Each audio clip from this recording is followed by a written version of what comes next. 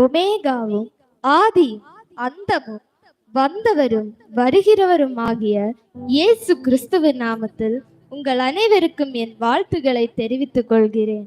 அனைவரும் இருந்தவாறே நம் தலைகளை தாழ்த்தி ஜெபிப்போம். இயேசுவை உம்மை துதித்து மகிமைப்படுத்துகிறோம். எத்தனையோ நீதிமான்கள் இந்த நாளை காண முடியாமல் இருக்கிற போதும் எங்களை இந்த நாளை காண செய்த மேலான கிருபைகளுக்காக கோடி ஸ்தோத்திரம். இன்னும் நீர் சிலுவையில் பேசின 6வது வார்த்தையை அடியேன் பேசுகிறேன். நீர் என்னோடு இருந்து வெளிப்படும். இயேசு நாமத்தில் ஜெபிக்கிறேன் ஜீவனுள்ள நல்ல பிதாவே, ஆமென்.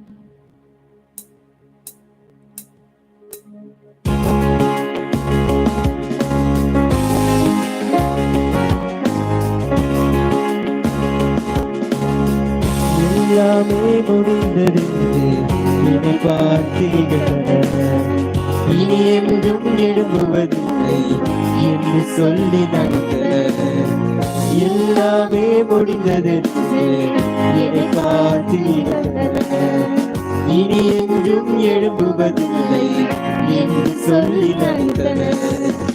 ஆனாலும் நீங்கள் கண்டவிடம் பெரியது, என்னுயிரின் பெருமை எல்லாம் ஒருவருக்குரியது.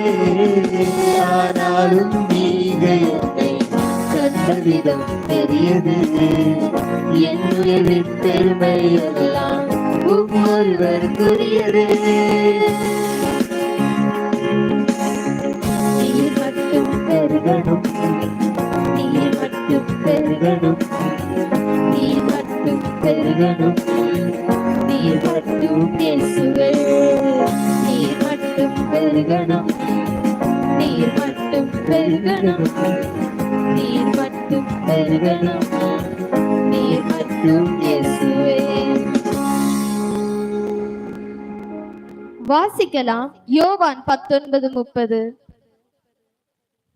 இயேசு காடியை வாங்கின பின்பு முடிந்தது என்று சொல்லி தலையை சாய்த்து ஆவியை ஒப்பு கொடுத்தார். ஆங்கிலத்தில் John 19:30 இவ்வாறு கூறுகிறது: When Jesus had received the wine, he said, "It is finished," and he bowed his head, handed over the Spirit. Alleluia, alleluia.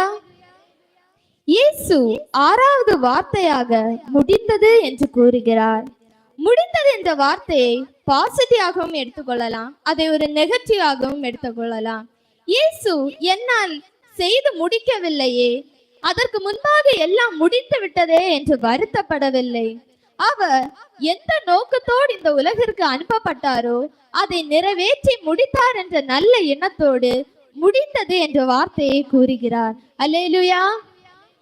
இதை கிரேக்க மொழியில் டெட்டலஸ்டைல் என்று கூறுவர். அப்படி என்றால் வேலைக்காரன் ஒருவன் தன் எஜமான் கூறிய வேலையை செய்து முடித்த பின்பு கூறும் ஒரு சொல் தான் அது. ஒரு எடுத்துக்காட்டு, ஒரு திருமண இல்லத்தில் உணவு தீர்ந்து விட்டால் நாம் என்ன சொல்லுவோம்? ஐயோ, உணவு முடிந்து விட்டதே என்று வருத்தப்படுவோம். அதே திருமண இல்லத்தில் ஒரு குறைவும் இல்லாமல் நன்காய் முடித்தால் நாம் என்ன சொல்லுவோம்? அடுத்த நாள் யாரையாவது பார்த்த உடனே திருமணம் நல்லா முடிஞ்சதுன்னு சொல்லுவோம். முதலாவது சொன்ன முடிந்ததற்கும் 2வது சொன்ன முடிந்ததற்கும் வித்தியாசம் உண்டு. அல்லேலூயா. ஒருவர் வாழ்க்கையை எடுத்துக்கொண்டால் பல தடவை சொல்லி இருப்போம், எனது வாழ்க்கை முடித்து விட்டது, இனி என்னால் வாழ முடியாது, நான் யாருக்கு வேண்டி வாழ போகிறேன் என்று சொல்லி இருக்கலாம்.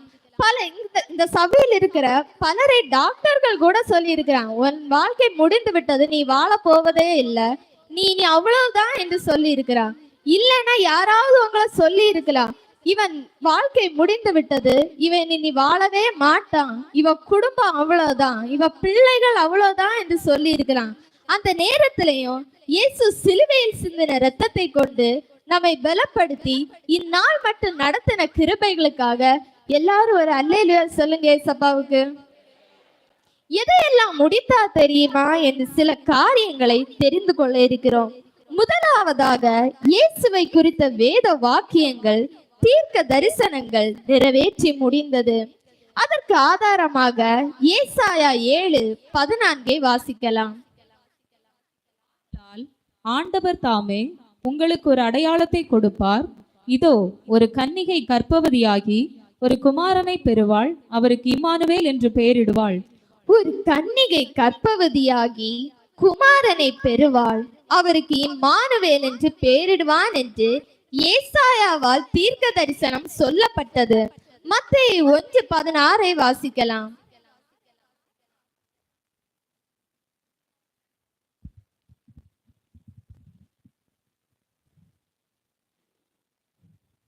யாக்கோபு மரியாளுடைய புருஷனாகிய யோசேப்பை பெற்றான், அவளிடத்தில் கிறிஸ்து எனப்படுகிற இயேசு பிறந்தார். இங்கு ஏசாயாவால் சொன்னப்பட்ட தீர்க்க தரிசனம் நிறைவேறி முடிந்தது.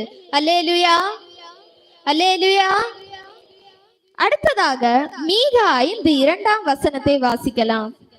எப்ராத்தா எனப்பட்ட பெத்லகேமே, நீ யூதேயாவிலுள்ள ஆயிரங்களுக்குள்ளே சிறிதாயிருந்தும் இஸ்ரவேலை ஆளப்போகிறவர் உன்னிடத்திலிருந்து புறப்பட்டு என்னிடத்தில் வருவார். அவருடைய புறப்படுதல் அநாதி நாட்களாகிய பூர்வத்தின் உடையது. இங்கு நாம் வாசிக்கும் போது பெத்லஹேமில் பிறப்பார் என்று கூறப்படுகிறது.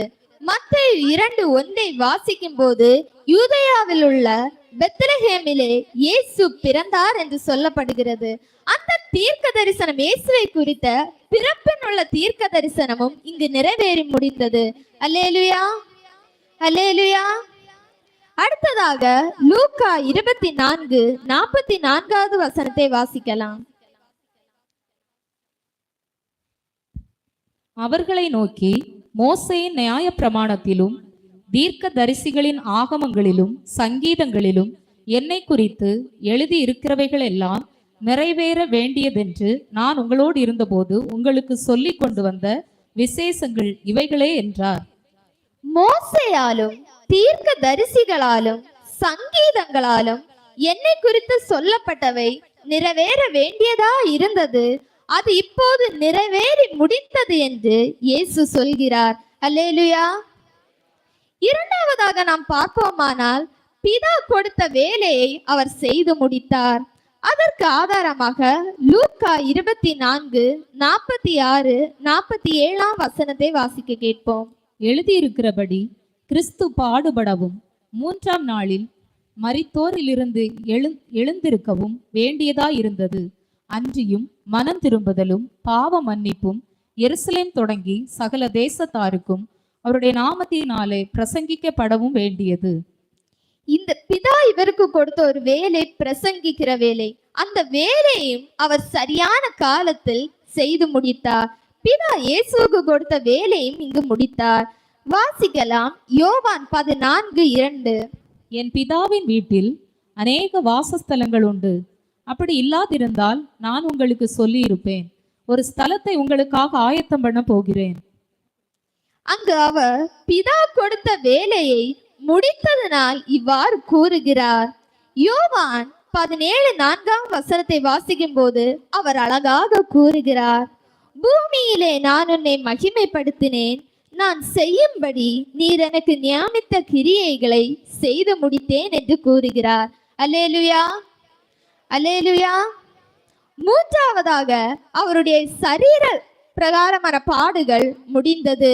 அதற்கு ஆதாரமாக மத்தேயு 26:38 வாசிக்கலாம்.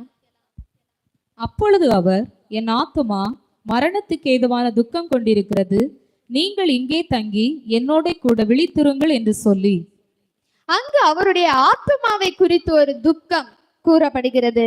இன்னும் நம் சங்கீதம் 22:12 முதல் 16 வாசிக்கும் போது இவ்வாறாக கூறப்படுகிறது, அநேக காளைகள் என்னை சூழ்ந்திருக்கிறது, பாசான் தேசத்து பலத்த எருதுகள் என்னை வளைந்து கொண்டது, பீரி கெர்ச்சிக்கிற சிங்கத்தை போல் என் மேல் தங்கள் வாயை திறக்கிறார்கள், தண்ணீரை போல ஊற்றுண்டேன், என் எலும்புகள் எல்லாம் கட்டுவிட்டது, என் இருதயம் மெழுகு போலாகி என் குடல்கள் நடுவே உருகிற்று, என் பலன் ஓட்டை போல் காய்ந்தது, என் நாவு மேல்வாயோடே ஒட்டி கொண்டது, என்னை மரண தூளிலே போடுகிறீர், நாய்கள் என்னை சூழ்ந்திருக்கிறது, பொல்லாதவர்களின் கூட்டம் என்னை வளைந்து கொண்டது, என் கைகளையும் என் கால்களையும் உருவ குத்தினார்கள் என்று சொல்லப்படுகிறது.